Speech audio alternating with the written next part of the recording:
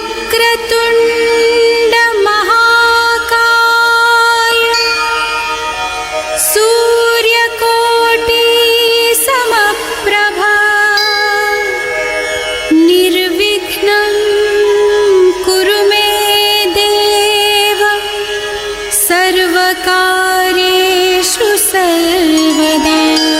स्वागतम सुस्वागतम।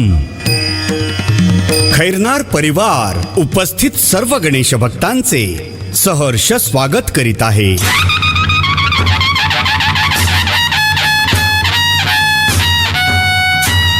शुभ कार्यांच्या संकल्पांना निर्विघ्नपणे सिद्धीस नेणारे मंगलमूर्ती श्री गणराय परकीय जुलमी सत्तेपासून ही महाराष्ट्र भूमी मुक्त करून स्वराज्य निर्माण करणारे छत्रपती शिवाजी महाराज, सार्वजनिक गणेशोत्सवाचे जनक स्वर्गीय लोकमान्य टिळक यांना विनम्र अभिवादन। आकर्षक विद्युत रोषणाई आणि भव्य हलते देखावे यांची सुवर्ण परंपरा कायम ठेवीत खैरनार परिवार सविनय सहर्ष सादर करीत आहे भव्य आध्यात्मिक देखावा समुद्र मंथन आणि कुंभमेळा।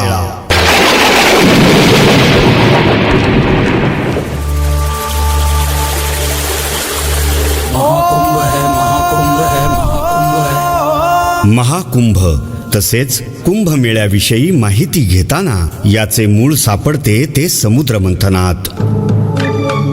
आता हे समुद्र मंथन का झाले तर स्वर्गलोकी दुर्वास ऋषींनी विष्णू समजून देवेंद्रांच्या दिशेने फेकलेली पुष्पमाला इंद्रदेवाने हत्तीच्या मस्तकी टाकताच हत्तीने ती जमिनीवर पाडली। यामुळे क्रोधित होऊन तुझे सर्व वैभव नष्ट होऊन समुद्रात पडेल असा शाप दुर्वास ऋषींनी दिला आणि तसेच घडले।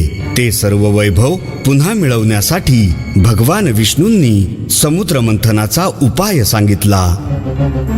यासाठी मंदार पर्वताचा रवी तर वासुकी सर्पाची दोरी केली। स्वतः नारायण कूर्म रूपात समुद्रात गेले आणि महाकाय मंदार पर्वत पाठीवर घेतला। नागमुखाकडील बाजूस दैत्य तर शेपटीकडील बाजूस देव असे समुद्र मंथन सुरू झाले।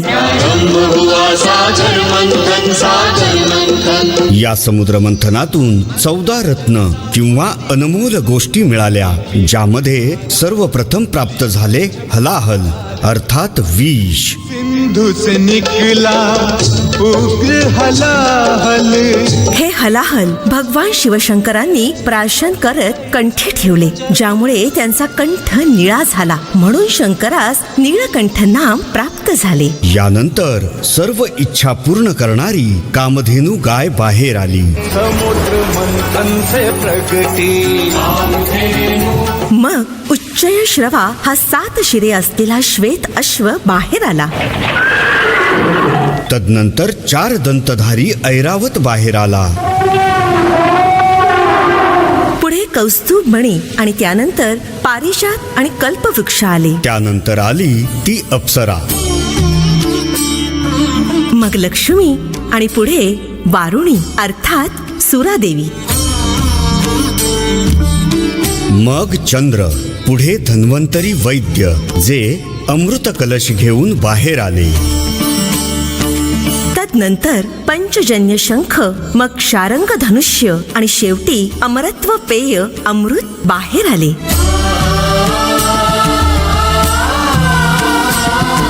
हे अमृत प्राप्त करण्यासाठी देवदानवांमध्ये संघर्ष सुरू झाला।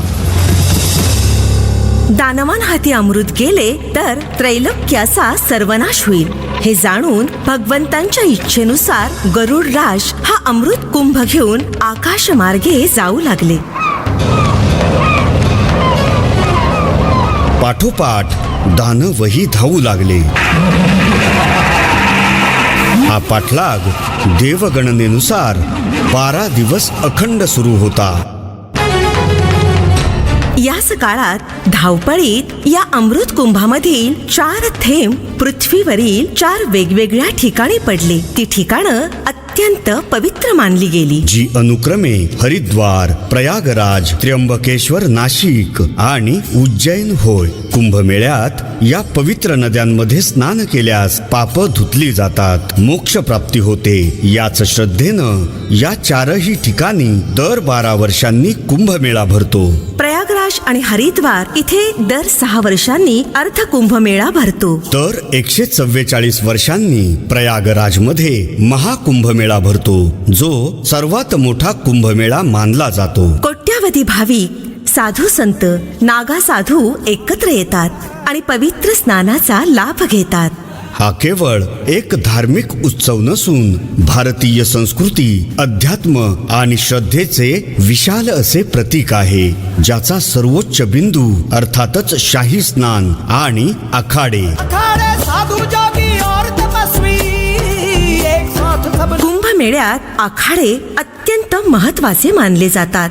इथे आखाडे हा शब्द साधूंच्या मोठ्या संघटित गटांसाठी वापरला जातो. या आखाड्यांमध्ये साधू धार्मिक साधना, शास्त्र अध्ययन, तपश्चर्या आणि काही वेळा शस्त्रविद्याही आत्मसात करतात. त्यामुळेच या आखाड्यांचे नियम आणि आचरण सैनिकी समूहांप्रमाणे शिस्तबद्ध असते. प्रत्येक कुंभमेळ्यातील सर्वोच्च अशा शाही स्नानात विविध अशा आखाड्यांना व त्यातील साधूंना अमृत स्नानासाठी अग्रक्रम दिला जातो. त्यांची भव्य शोभायात्रा निघते. त्यांचे स्नान झाल्यावरच सामान्य भाविक स्नान करतात. या कुंभमेळ्यात सर्वांनाच अमृत स्नानाचे पुण्य मिळते. आपल्या महाराष्ट्रातही हा कुंभमेळा दर 12 वर्षांनी भरतो. गोदावरी नदीतीरी नाशिकास भरणाऱ्या या कुंभमेळ्यास सिंहस्थ कुंभमेळा म्हणून संबोधले जाते. नाशिकच्या वैशिष्ट्यपूर्ण अशा सिंहस्थ कुंभमेळ्यात गोदावरी नदीच्या काठावर त्र्यंबकेश्वर शिवमंदिर आणि नाशिक मधील रामकुंड इथं शाही स्नानाचे भाग्य लाभते. हा सिंहस्थ कुंभमेळा पुढील वर्षी 31 ऑक्टोबर 2026 रोजी आरंभ होणार असून आपण सर्वांनीच याचे साक्षीदार व्हायला हवे. धन्य ते आखाडे, धन्य कुंभमेळा, अमृत स्नानाचा जगी एकची सोहळा. याप्रमाणे संपूर्ण जगात एकमेव अद्वितीय असा हा कुंभमेळा. पापमुक्ती करून मोक्षदायी असे अमृत स्नान प्रत्येकानं करावं. धर्म आणि संस्कृतीचं महत्त्व जाणावं, हीच खैरनार कुटुंबाच्या वतीनं आपणा सर्वांना प्रार्थना. जय गणेश. सादर झालेला देखावा समुद्र मंथन आणि कुंभमेळा सादर करते खैरनार परिवार. निवेदन किशोर सोनवणे आणि स्मिता लाटे. ध्वनिमुद्रण सुधीर वाघमोडे. Swarsudha recording studio Pune. धन्यवाद.